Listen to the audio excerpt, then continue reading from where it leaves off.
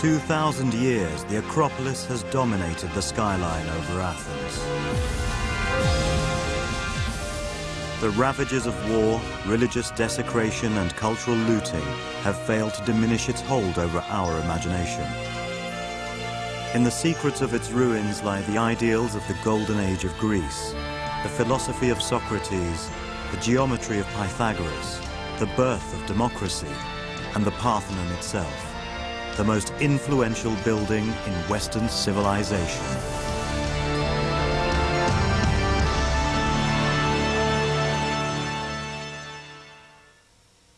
These are public buildings in the greatest city of its time, a city that had the power and had the wealth and had the navy and had the wherewithal and the artisans to do what they did.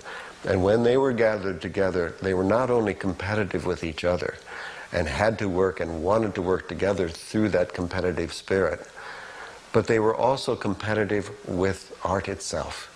They thought to themselves, we are as good as any artists have ever been, and we must show the world as they knew it what they could do. And there was no compromise. The boldness and ambition of the Acropolis was funded by the spoils of war, a war that determined the fate of Greece.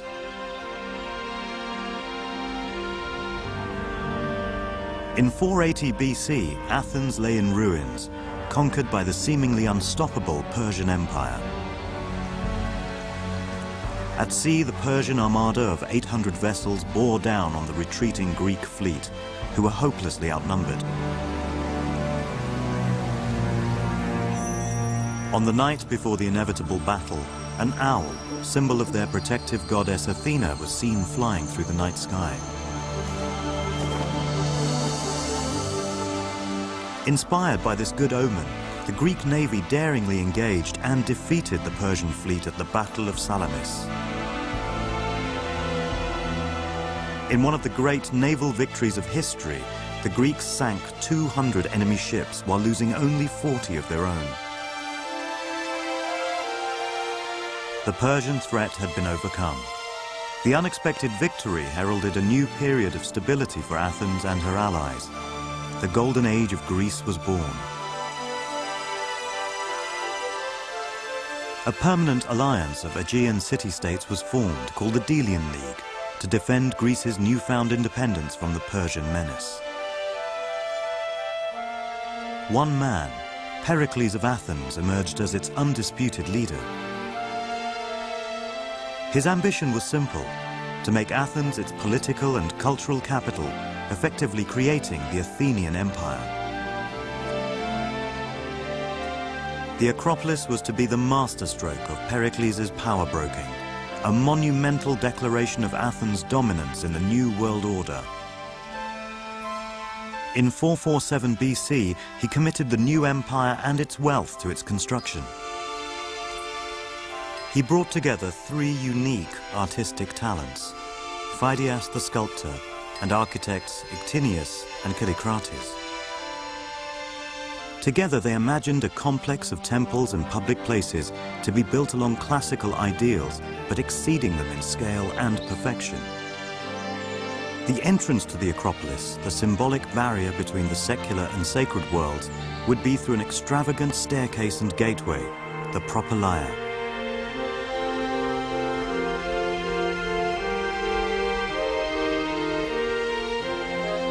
To the north, they would rebuild the Erechtheion, a temple named after Erechtheus, the ancient god-king of Athens, who the poet Homer described as being Athena's own foster child.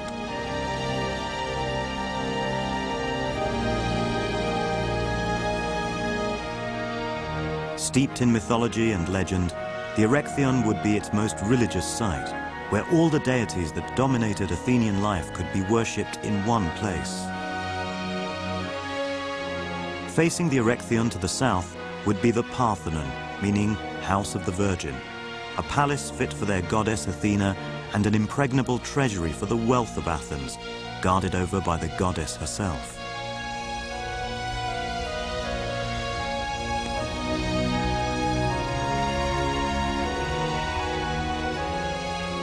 Completing the complex would be the temple Athena Nike. Celebrating military victories, it looks out over the Bay of Salamis, the scene of their great deliverance from the Persians.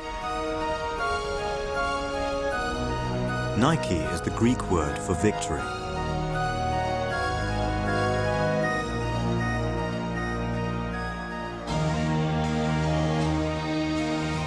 Pericles' Acropolis was to be the focal point of Athenian life. Religious processions would enter through the Propylaea and climax at the Erechtheion. On its many altars, hundreds of cattle would be sacrificed to Athena, Poseidon, and Zeus. Sporting games would augment the festivals. Grand feasts and banquets would take place on its wooded slopes, a time for young girls of marriageable age to be introduced to male society. On the broad plazas between temples, military parades would celebrate Greek power.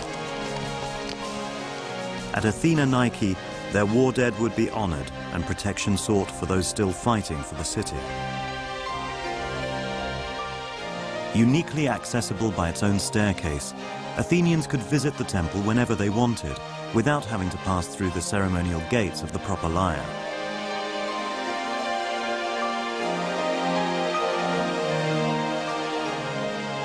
Every detail of the Acropolis, its masonry, sculptures, and painted decorations were to be the finest ever created.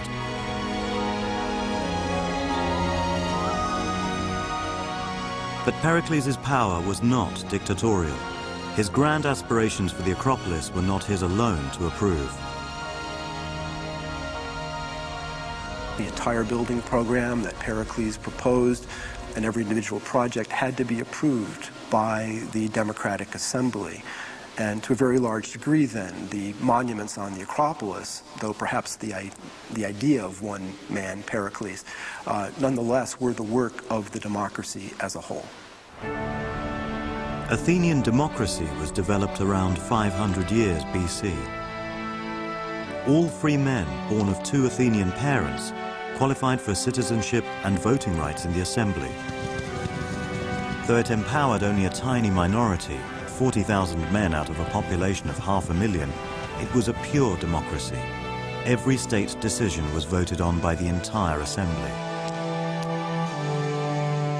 The polling system was simple: a black stone for no, a white one for yes. At first, the assembly opposed Pericles' plans for the Acropolis. The citizens simply balked at the huge cost. In response, Pericles threatened to pay for the project himself and give it his own name. With that moment of bravado, the opposition crumbled. From then on, no cost would be too great or level of endeavor too hard. The Acropolis became a symbol of Athenian civic pride and the Parthenon its crowning glory. Only 10 years earlier, a huge temple had been built to Zeus at Olympia.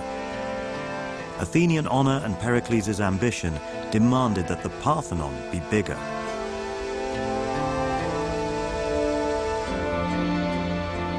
Its foundations were to be built over the ruins of an earlier Parthenon that had been razed to the ground by the Persians.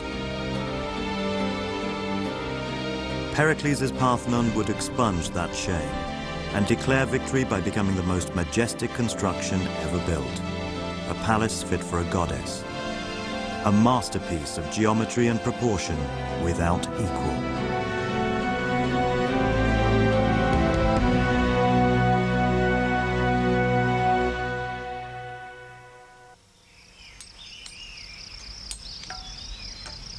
Marshaled by Pericles, the Athenian assembly voted for every aspect of the Acropolis to express the ideals of their revolutionary society.